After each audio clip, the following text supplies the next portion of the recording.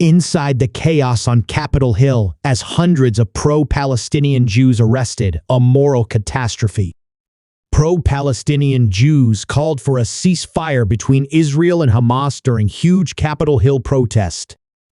WASHINGTON protesters from across the country descended on Capitol Hill Wednesday to call for a ceasefire between Israel and Hamas, with hundreds ending up in handcuffs. We were raised saying never again. Never again is right now.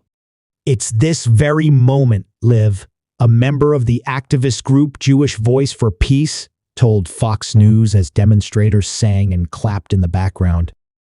More than 5,000 people have been killed since war broke out between Hamas and Israel. Thousands of demonstrators swarmed the area in and around the Cannon House office building on Wednesday, many wearing black t-shirts reading, "Jews say ceasefire now."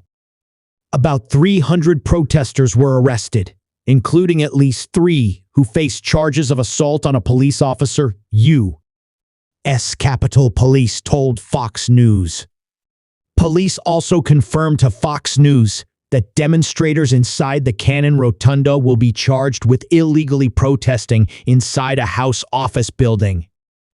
Civil disobedience is part of how we get messages across, and we need the Congress to hear. We need the president to hear, Louisa said while her hands were bound with zip-tie handcuffs. I feel that Biden needs to stand up and help facilitate a ceasefire, so no more people die. One member of Jewish Voice for Peace said the demonstration was planned about 3 days ahead of time. He flew into D.C. from Kansas City to participate. We are here to send a message to President Biden and to Congress, not in our name. Ceasefire now, Michael said. He added that the U.S. government has a lot of power and should de-escalate the conflict.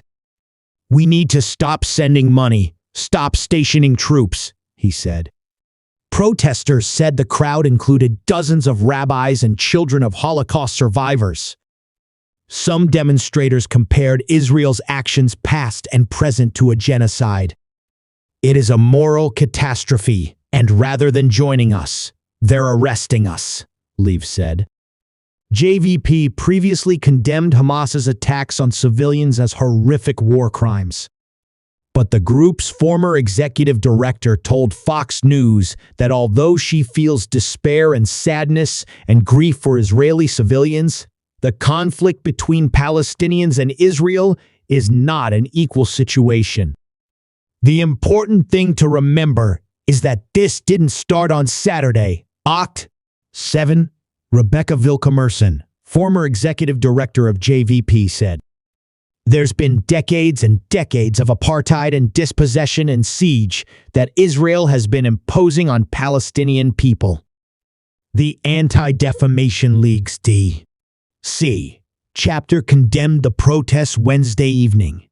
Although they claim to do so, these far-left radical organizations do not represent the overwhelming majority Jewish community, a DLDC regional director, Meredith R.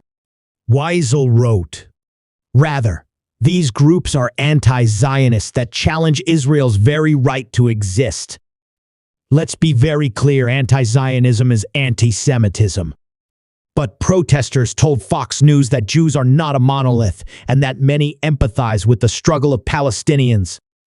We are rising up in the way that we wish others would have spoken up for our own community, to do everything that we can, to risk everything that we have, to stop a genocide from unfolding in real time against the Palestinian people in Gaza, Jay said, as other protesters were arrested nearby. The demonstrators also included members of the activist group If Now. If Now boasted on X that, as the Capitol protests unfolded, Jews in Boston were also committing civil disobedience at the office of Sen.